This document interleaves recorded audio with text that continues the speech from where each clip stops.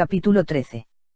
Erek cabalgaba con Brandt y docenas de hombres del duque, todos ellos salían de las puertas de Sabaaria, la verja levadiza se cerró detrás de ellos, la ciudad quedaba asegurada solamente por los pocos soldados restantes que montaban guardia. Todos iban por el sendero hacia el este, cientos de ellos, levantando polvo con un gran ruido, mientras comenzaban el viaje por el barranco oriental cabalgaban al unísono, un grupo de valientes, decididos, montando a caballo por sus vidas, a la luz del amanecer. Todos sabían lo que estaba en juego, y estaban totalmente dispuestos a lanzarse a lo imposible, intentar, con unos cientos de hombres defender su tierra contra un ejército de 1.000.000 de hombres de Andrónico. Erek sabía que posiblemente cabalgaban hacia sus muertes. Pero para eso habían nacido y sido criados, para arriesgar sus vidas, todos los días, para proteger y defender a los que dejaban atrás. En opinión de Erek, era un privilegio. Era para lo que él, para lo que todos ellos, habían vivido sus vidas, el valor. Erek estaba agradecido de que iban a enfrentar al enemigo de frente, en vez de esperar con ansiedad, dentro de sus propias puertas, a que se acercara el enemigo.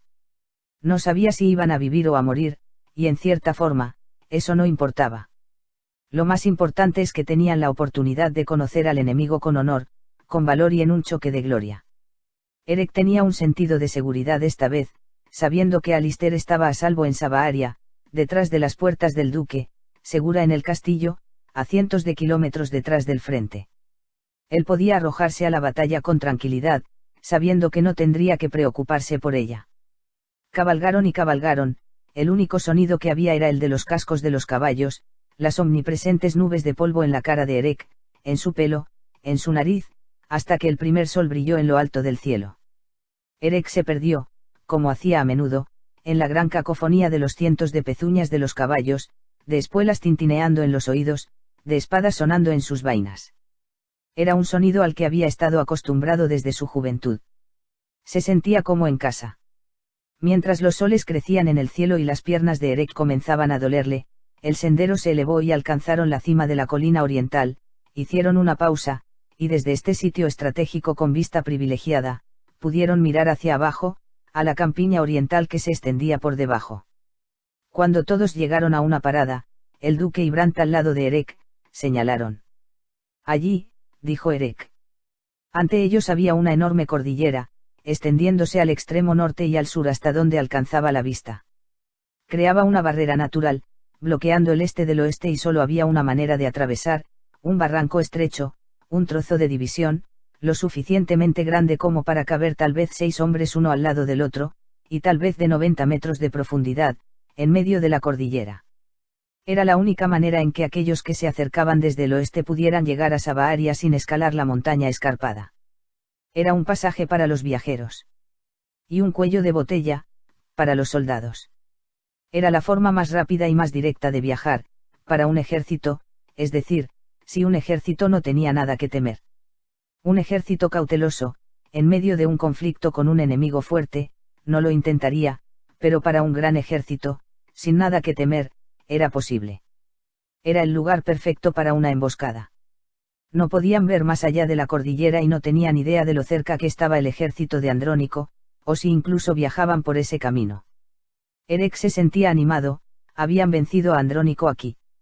Ahora tenían una oportunidad de pelear. ¡Avancen!, gritó Erek.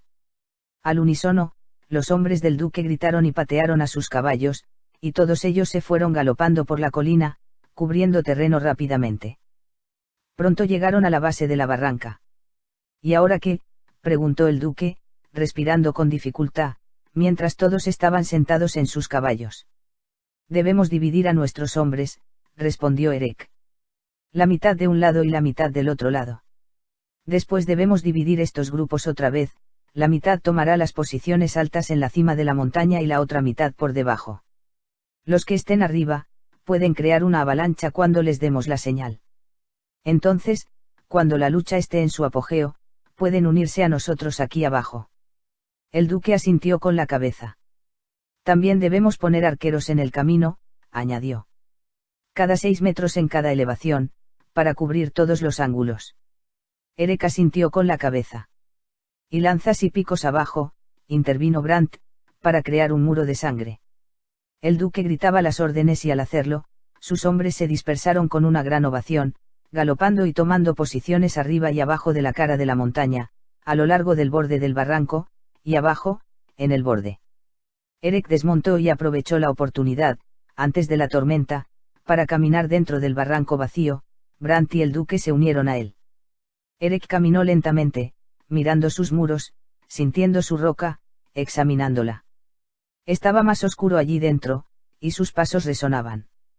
Estiró el cuello, miró a cientos de metros de altura y vio a sus hombres empezando a tomar posiciones.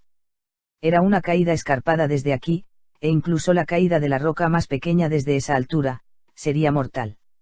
Ante Erec estaba el túnel largo y estrecho, formado por el barranco, y a lo lejos, la luz del sol brillaba desde el otro extremo, tal vez a 90 metros de distancia.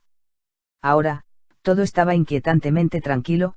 Erec no veía ninguna señal de los hombres de Andrónico. Se preguntaba cómo un lugar podía ser tan tranquilo cuando pronto estaría lleno de sangre. Al parecer, Brant y el duque, a su lado, sentían lo mismo. Tal vez ellos no vengan por este camino, dijo Brant, su voz resonaba en el silencio. Tal vez tomen otro camino, añadió el duque.